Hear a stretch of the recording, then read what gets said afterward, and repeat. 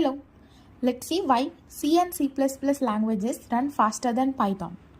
So basically the first reason is C and C++ అనేటివి compile languages and Python is an interpreted language. Let's see what is this.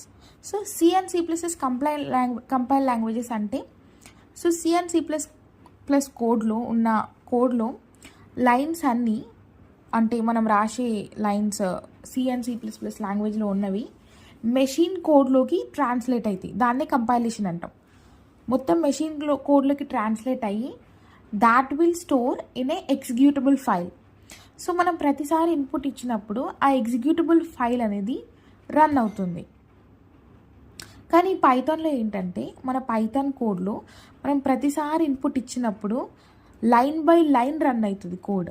అంటే ప్రతి లైన్ని interpret చేస్తుంది. Interpret అంటే ఆ లైన్ని రీడ్ చేసి దాన్ని కంపైల్ చేసి తర్వాత ఎగ్జిక్యూట్ చేస్తుంది.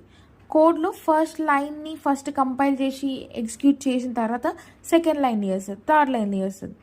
అట్లా కోడ్ మొత్తాన్ని లైన్ బై లైన్ చేస్తుంది. అండ్ నువ్వు ఇన్పుట్ ఇచ్చిన ప్రతిసారి ప్రాసెస్ మొత్తం జరుగుతుంది.